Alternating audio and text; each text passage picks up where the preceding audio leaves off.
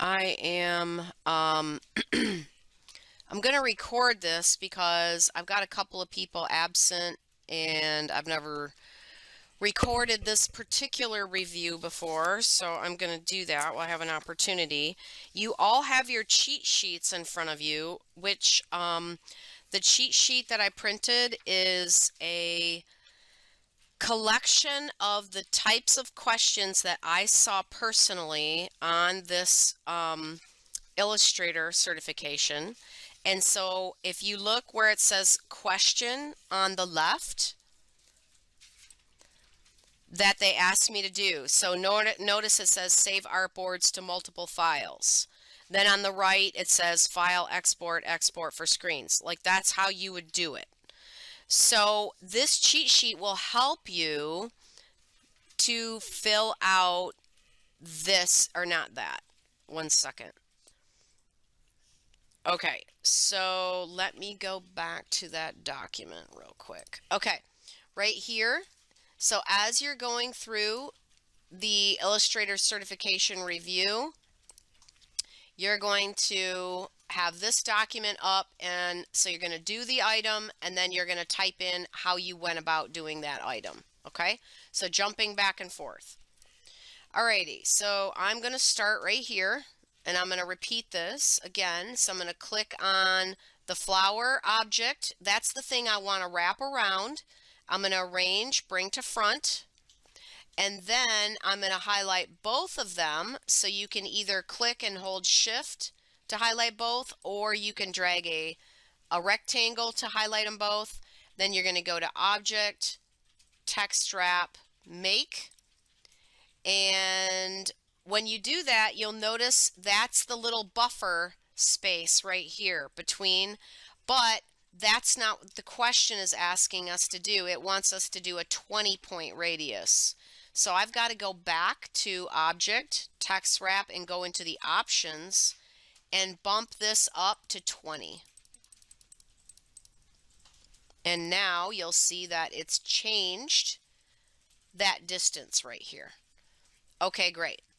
Now the next question is the artboard question.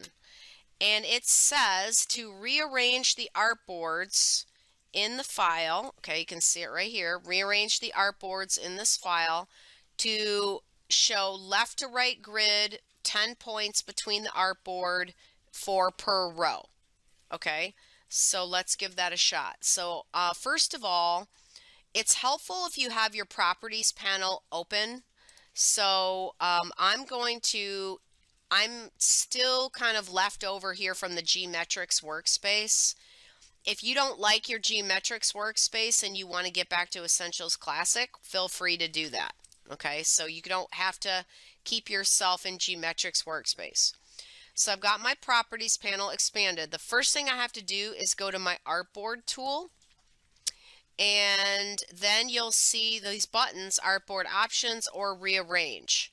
And so rearrange is what I want. And I want to change my layout order from left to right here. And then I'm going to organize by row, and then I'm going to leave this 4 there. I know it says columns, but I'm pretty sure it's gonna, the way they worded the question, it says 4 per row, which basically means 4 columns. Okay, you'll see it'll work out. Okay, so get your spacing on 10 and then move artwork with the artboard. Yep, that's what we want to do. Hit OK. And now you'll see that this is set up with 4 items per row, which means 4 columns. So this is all set up correctly, and you'll see it's got them ordered correctly now too. So here's artboard 1, artboard 2, and now here is artboard 3. Okay, so what would you do? If it were me, I would take a screenshot. Okay, so you have to select the artboard tool.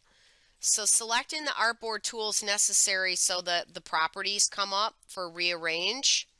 But I would take a screenshot of that dialog box, copy it, and paste it in here, because I think that these kind of visuals, when you're studying for an actual exam, are way better than necessarily typing each step in. So I kind of do a little bit of both. Okay, here we go.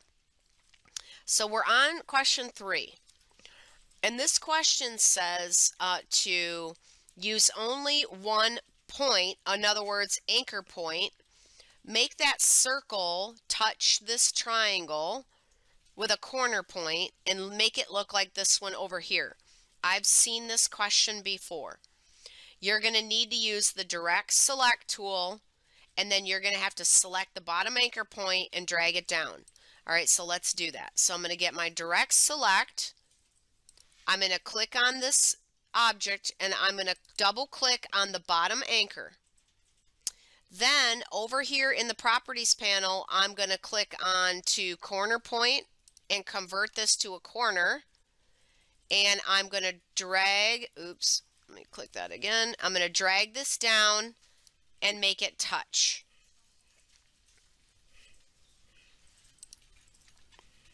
All right, so let me go back here. So now we've used our direct selection tool, and after we converted this to a corner, we were able to pull this down. So hopefully everyone's got that. All right, now the next one is creating a graphic style. So I'm going to click on this object, okay, which in this case, you'll see it's still type, okay, it says the word styles.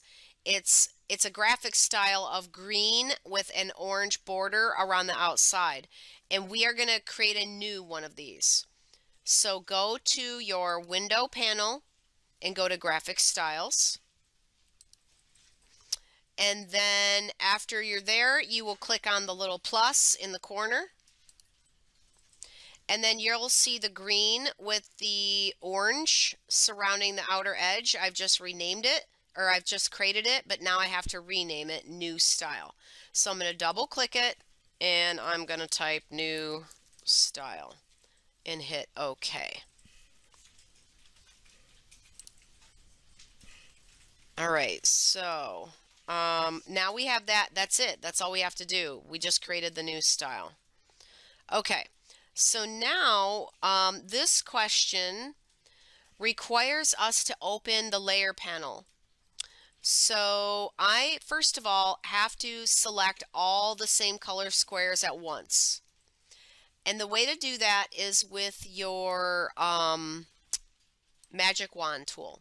So here's the magic wand, and I'm going to click on the brown, and you'll see in my layer panel, my highlight, it's kind of like broken apart by question.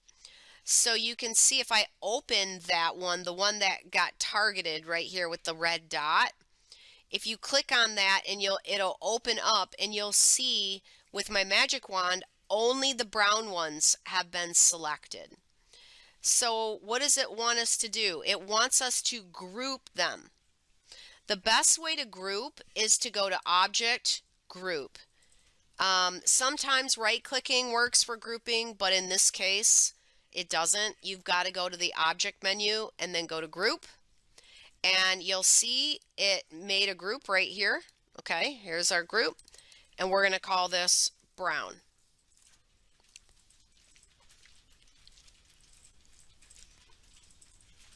Now you'll do the same process for the blue and the green. So I'm going to grab my magic wand. This time I'm going to click on the green. And you can see that it's highlighting all the green ones, and it's coming up over here. So they're all, targeted. Now I'm going to go to Object, Group, and it grouped it together. And now all I have to do is rename this green. And last but not least are the blue ones. So you click on the blue with the magic wand, and then go to Object, Group, and then I'll rename this blue. Okay, so now you've got brown, green, blue here in their own groups, but they are still their groups inside of this primary layer. Okay, so let's take a look at the next one. So the next one you've done lots of times, where you put text on a path. The main thing here is they want it to be centered. So I am going to first select my path, and then I'm going to come into my type group and I'm going to do type on a path. And now let me click on it and I'm going to type Willow Spring High School. And so you can see it, I'm going to make it a little bit bigger. So now they want this centered. Okay. When I clicked type on a path on this line, you can see that the text started where I typed it, or where I actually clicked on the path. If I drag this starter line back here to the beginning and make it start at the beginning, and then I click the center for paragraph over here, it will perfectly center this between the beginning mark and the ending mark. Your other option is you can drag that this beginner line. You guys are used to moving text on a path by using that line, and you're also used to flipping it above and below. But for this particular activity, they just want the text centered. So that's what you're after. Okay, so now let's take a look at our notes here a second. So in our notes, we arranged our artboards. We used the direct select tool to pull that anchor point down, turn it into a corner. Then we used the graphic style. First you selected the object or the text. Then you've got to go to Window, Menu,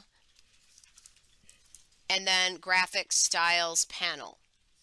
Then you click the little plus to add a new graphic style, and then you'll rename it by double clicking it.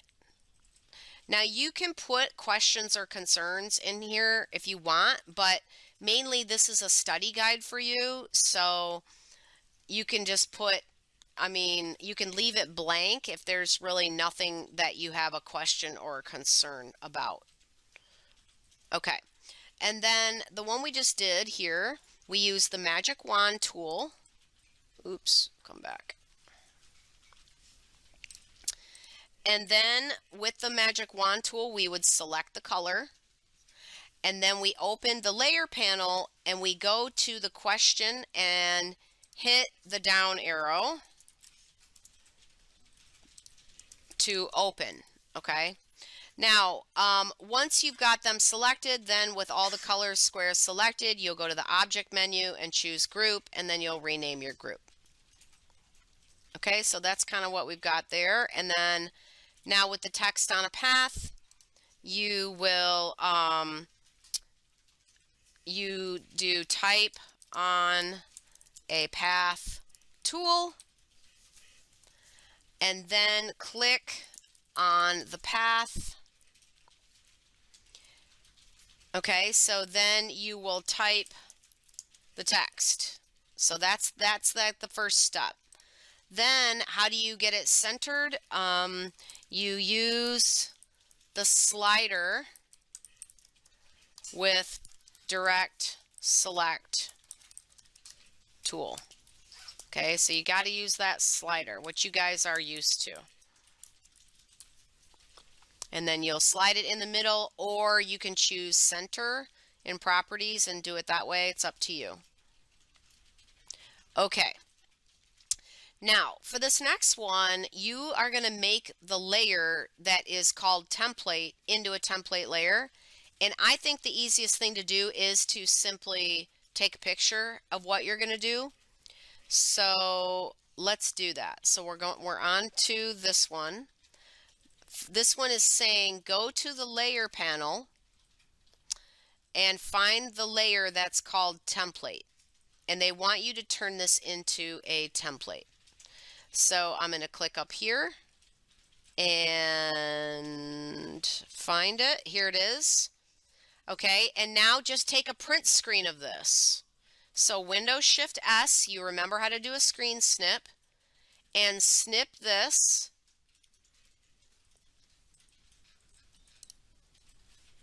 And then you have to click, I'm gonna circle it with my pen, not that one. This guy right here, that's how you get at this menu of things to do for any of these layers, is by that little hamburger in the upper right hand corner. So you take a picture of that, you copy it, you come back over here, and then you paste that picture in, and that just makes it easier for you to remember how you did that.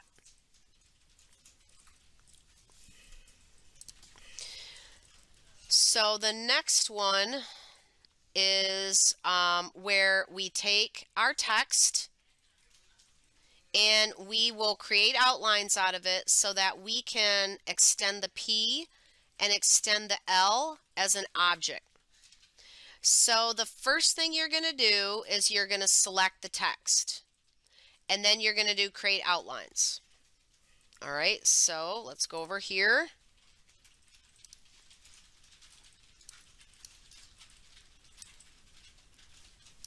So I'm going to select my text because this is already outlined and modified, right? So click on the word sample.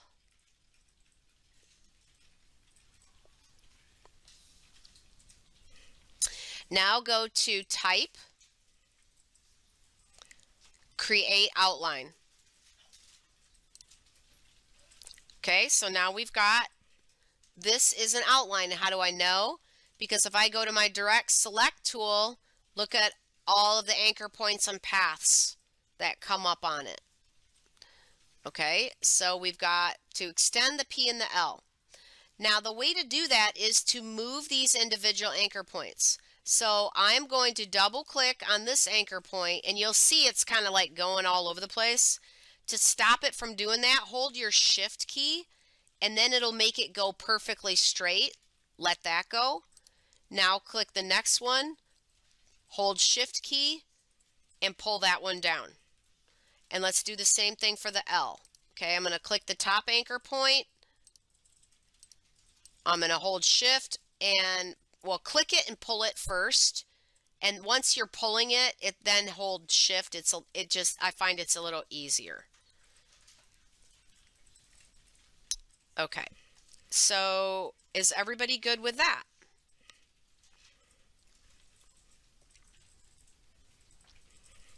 Alrighty. Creating guides. So for this question, you have to create guides from these logos. They want the whole thing as a guide. So what I would do is I would highlight everything at one time. And it's not a grouped object, so I would have to select them all at once, and then go to Window, nope, View, Guides, Make. And now you will see that this has been turned into guides. When I deselect, you can see that it's no longer an object, it's the red lines that make those guides. Okay, so what would I do? So first, select all the objects. Then you will go to the View menu. Then go down to Guides. Then Make.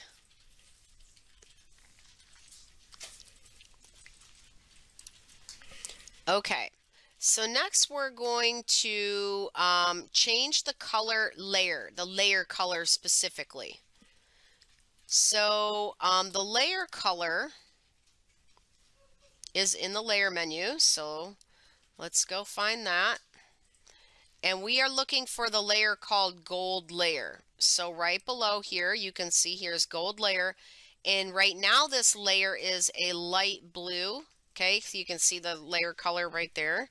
So I'm going to go into my options. So right here, I am going to do Windows Shift S because like I said, I am a big believer in visuals.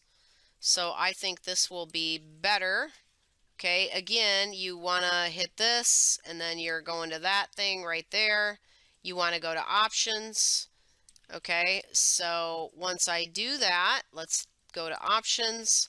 Now right here, this is where you're going to change it to gold. Okay, so gold layer, making it gold, hit OK, and now it's gold. So I'm going to come on down here, pop that in there, and then I'm going to go to options, choose gold color.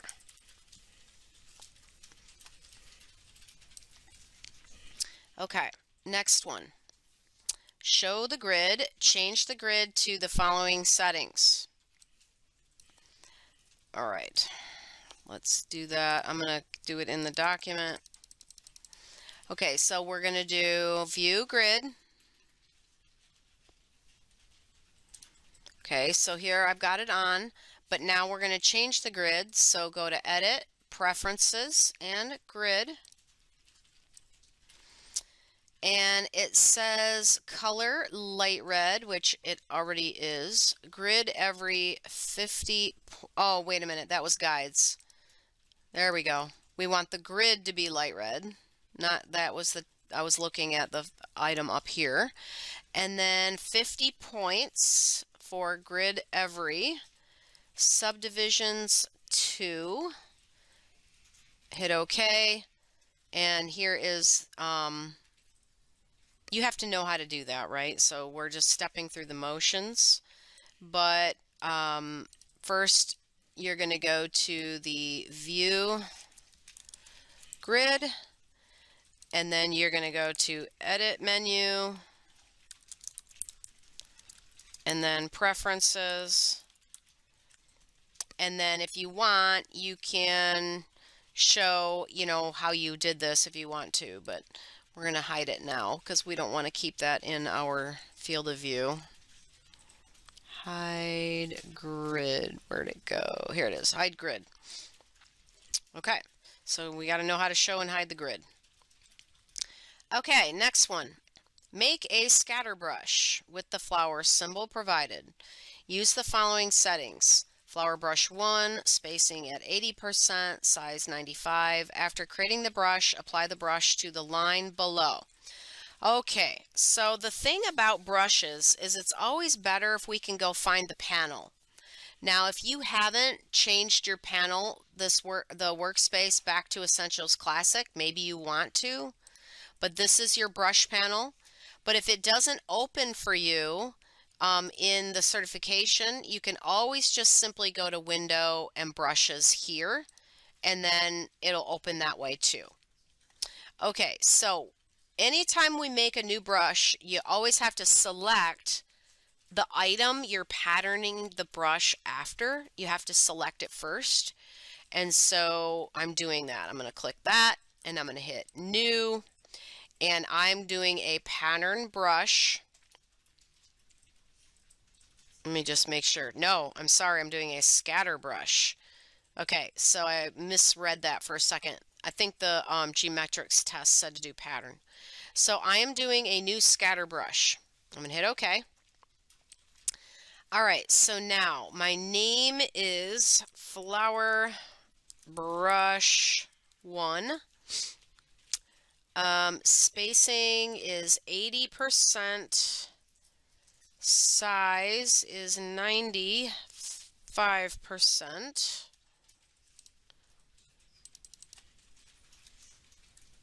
And after creating, okay, so I think those are the only two things we've got to do. So I'll hit OK. Now take a look. You've got a brush that looks like a flower here in your brush panel. So if I click on this shape down below, and then I click on the flower brush, you should see this now be applied to this line. All right, so now we are going to do the image trace. So we're going to navigate to the image trace, and you'll see that this is a JPEG. Okay, I get nice and close here and you can see the pixel data. So what I'm going to do is image trace this, and they want it to be 30 colors. Now, you might remember we've done image tracing before, but there's only a list of maybe 10 presets or something. Because it's not giving us all of the options, we've got to go to the image trace panel. So I'm going to go to Window, Image Trace, and here's my image trace panel. And it says, let's see, mode, preset. We want 30 colors. All right, I got to get it on color first of all. Okay, here we go. So the second one is on high color. And I'm going to reduce the colors down to 30 because that's what it says to do. It does say to do full tone. So this is changing it to a custom setting. And what you'll notice here is it kind of did it on the fly. See how my preview is being selected? And you can see that I no longer have pixels in my bird. It is literally drawing. So this is the 30 color rendition. And then to actually image trace it, you have to take one more step, and that's to come up here onto this menu and click on Expand. And when you do that, this is what happens. You get all of the anchor points and paths and these are all individual shapes on here now. Okay, so back to this. You go to the image trace panel and then set the number of colors.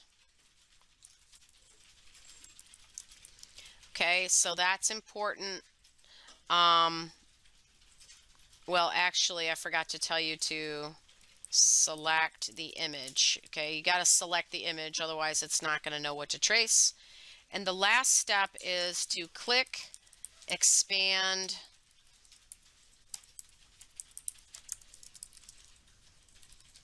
on the toolbar.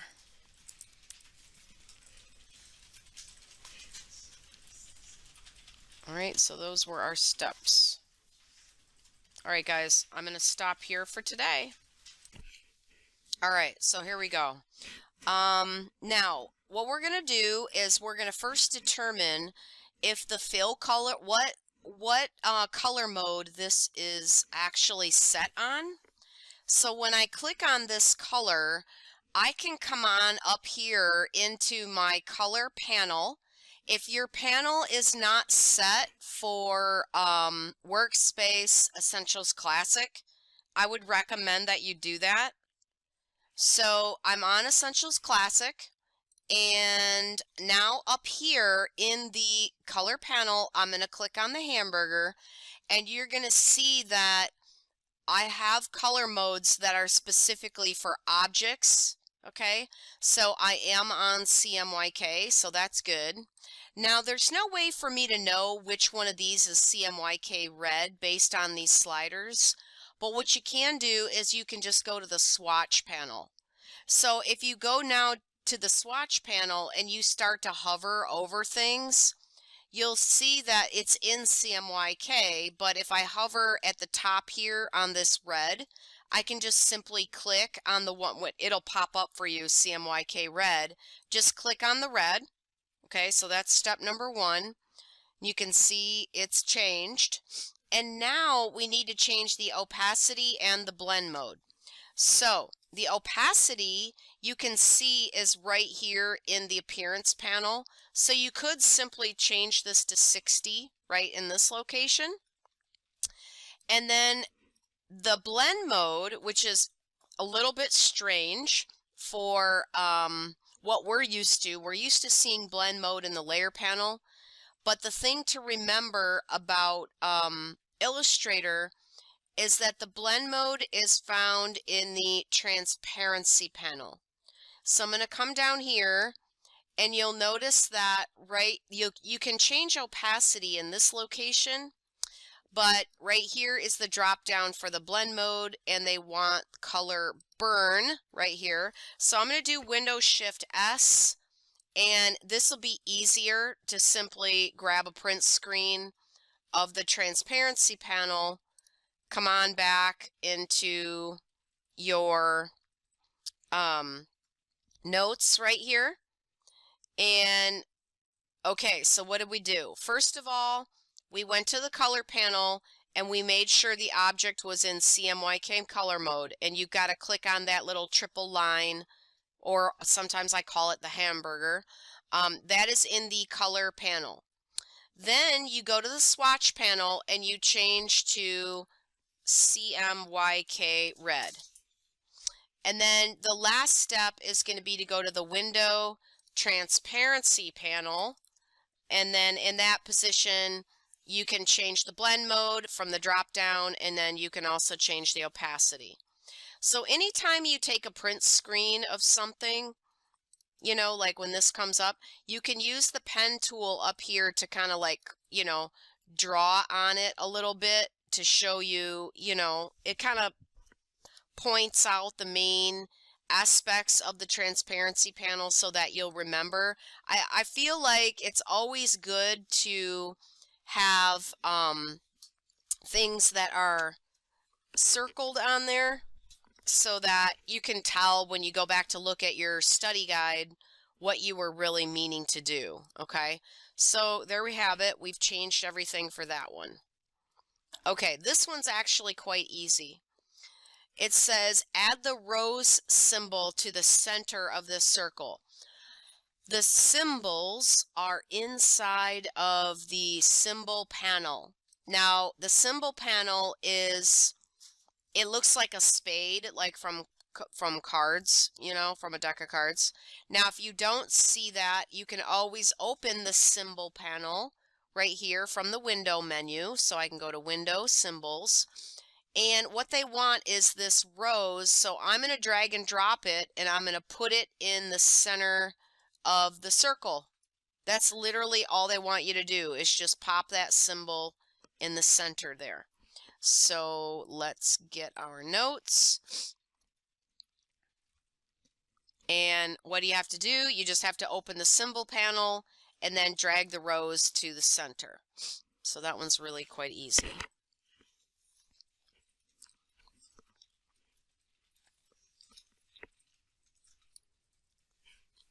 Okay, so for the next one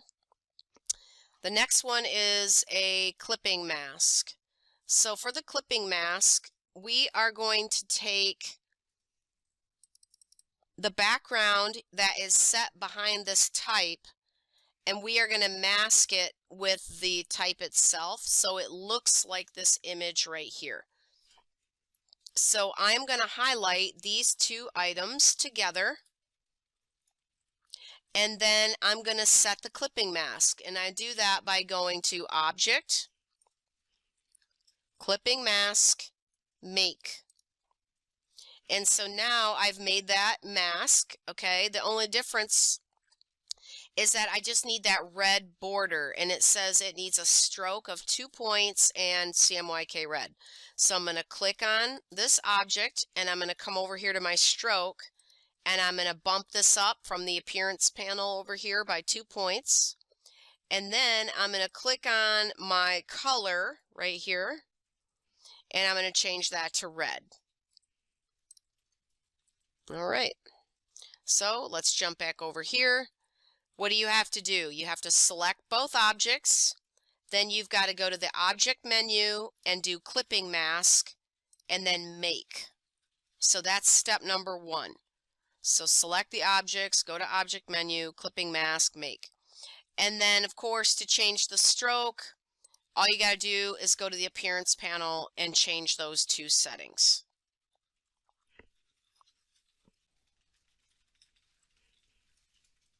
Okay, so let's go on to the next one.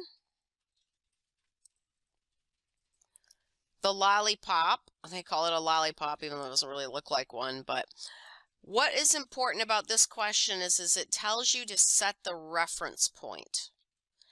Now, we haven't worked a lot with this, but this has to do with positionally how any object will appear on a coordinate plane. And so the coordinate plane information is right up here in the transform panel. So I could take a print screen of that, but I could also go open the transform panel right here. And that way the whole thing opens up. And what I want you to notice about this panel is that there is this 9 grid here in the upper left corner. If you hover, you'll notice that it says reference point. So when I choose different reference points, do you see how my X coordinate and my Y coordinate is changing? So the reference point will depend on where this object will be aligned based on this reference point of this XY coordinate. So it'll be like right now, they want us to change the reference point so it's in the lower right-hand corner. So that's going to be where it sits. On this XY coordinate, it's going to sit from the lower right-hand corner of the shape. So it would be whether, you know, you've got to make a decision on where the object would sit as it relates to the object on the XY coordinate plane. That's the best way I can describe it. Okay, so the next part of this is it's telling you to change the angle. So down here, there is a little angle tool, and all you have to do is type in -54 at this position. Oops. And I had it on the wrong shape. Do make sure that you've selected the correct shape before trying to change it. So let me try that again. -54. And then I'm going to do a Windows Shift S right here so that you can grab that. Now notice it says 306 degrees because that is the same thing.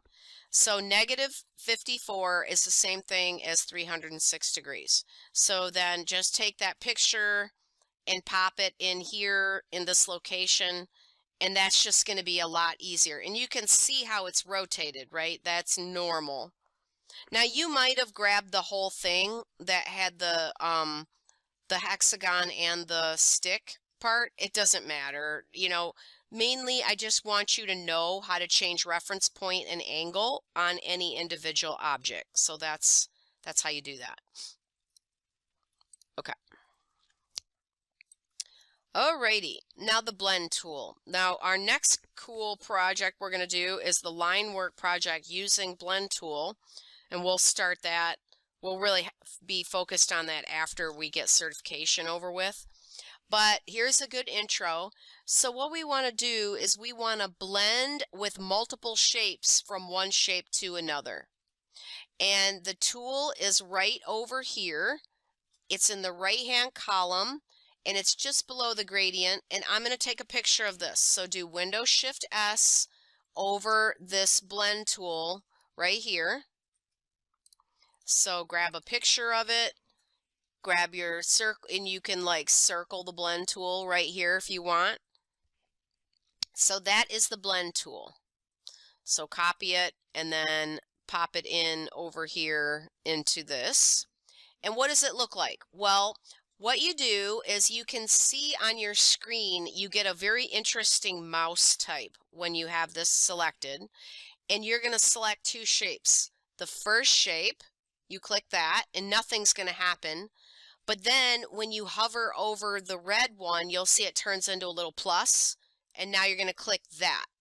And so when you do it, it makes multiple shapes. So I don't know how many, maybe there's 100 there. I'm not sure how many shapes there are, but there's a whole mess of them, so that it slowly blends from one style to the next. All right, and so then you can take a picture of that and pop it in right here. So you're going to click the blend tool. So that's the first thing. You have to click the blend tool. Also, it should be with, do not select any shapes in advance. Okay, that is how the blend tool works. You don't select shapes in advance.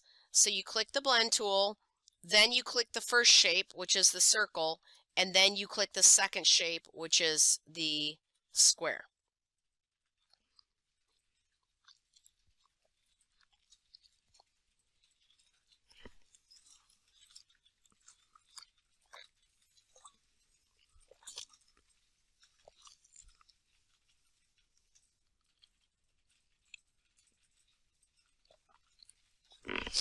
Okay. Last question. So for this question, we want the layer options for a layer that's called non-printing. Okay, so it's on its own artboard because it's a question. Nothing's going to happen. We're going to do it over here in this layer panel. Okay, so the question is, find the layer that's called non-printing. Okay, here it is. And we don't want to print this, so we want to change its options. So I'm going to come up here into the hamburger, and I'm going to do options for non-printing, not panel options. This is only options for this one particular layer. And I'm going to click on that. And now you can see that, you know, this is where we changed the color of it before, but there's also this feature where we can turn it into a template. But what we actually want to do is turn off its ability to print. So I'm going to uncheck that box, and let's go ahead and take a picture of this right here. And then we will hit OK and then pop that picture showing that we turn off the print checkbox. And that's the whole point. You got to go to layer options and turn that off.